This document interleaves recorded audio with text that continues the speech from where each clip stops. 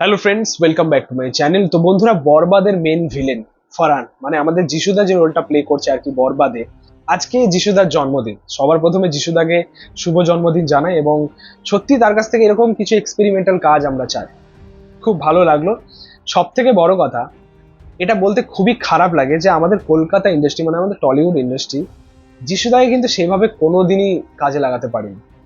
মানে সত্যি একটা অভিনেতার কাছ থেকে সেই বহুরূপী ব্যাপারটা বের করে আনা দরকার।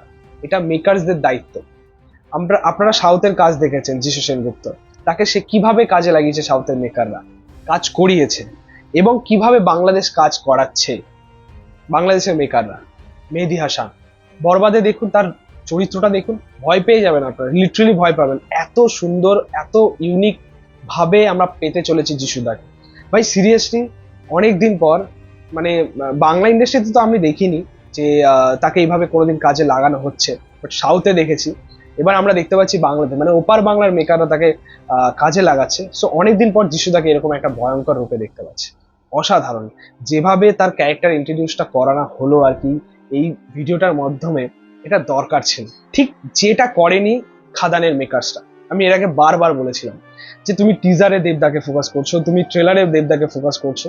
আরে ভাই, যিশুদাও সেরকম একটা অভিনেতা, তারও একটা সেরকম ইন্ট্রোডিউস বা সেরকম একটা ইন্ট্রো দরকার মানুষের মধ্যে, তবেই সে এফেক্টটা জাগবে, সে আকর্ষণটা আরো বিশাল আকৃতি নেবে। এটা করেনি, সেটা আমরা বরবাদের ক্ষেত্রে দেখতে পাচ্ছি। হতে পারে এই সিনেমায় বা এই গল্পে তার একটা নেগেটিভ চরিত্র আমরা পাবো, বাট আগুন লাগছে। সো ওভারঅল যদি আমরা এই ইন্ট্রো ভিডিওটা নিয়ে কথা বলি বা মেকিংটা নিয়ে কথা বলি, ভিডিওটা দেখার পরে এটা মনে হলো যে কিছুটা ইন্সপায়ার্ড।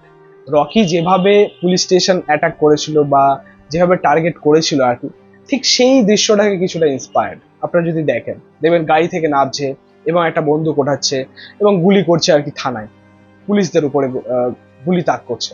ওই সিন, ঠিক এই দৃশ্যটা কিন্তু আমরা কেজিএফ এও দেখেছি রকির ক্ষেত্রে।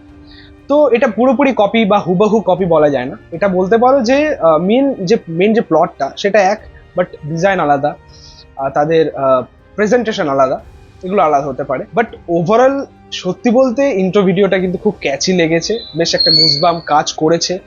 তার পাশাপাশি যেরকম লুক অ্যান্ড ফিল ছিল, যেরকম গুজবাম মানে সরি যেরকম কালার গ্রেডিং এর কাজ বলো বা যেরকম ব্যাকগ্রাউন্ড স্কোরের কাজ, সবকিছু কিন্তু খুব ভালো লেগেছে। এরকম একটা ইন্ট্রো দরকার ছিল যিশুদা। আমি সত্যি খুব খুশি হয়েছি। তোমাদের কেমন লেগেছে সেটা কিন্তু অবশ্যই কমেন্টে জানিও। এবং সব থেকে বড় কথা, প্রথমবার বাংলাদেশ সাকিব খান ভার্সেস যিশুদাকে বড় পর্দায় দেখবে, একটা বিশাল ক্ল্যাশে দেখতে পাবে। ভাই এখন থেকেই মানে এক্সাইটেড ভীষণ পরিমাণে যে এটা কেমন হবে। ভাই রিয়েলি খুব খুব পরিমাণে এক্সাইটেড। তোমাদের কেমন লাগলো এই ইন্ট্রোটা যিশুদা, সেটা কিন্তু অবশ্যই কমেন্টে জানিও। ভিডিওটা ভালো লাগলে অবশ্যই লাইক কমেন্ট শেয়ার করে দিও, পাশে থেকে সাপোর্ট করো, চ্যানেলটাকে অবশ্যই সাবস্ক্রাইব করে দিও, পাশে থাকা বেল আইকন প্রেস করে দিও পরবর্তী ভিডিওগুলো আপনার কাছে। Thank you, tata.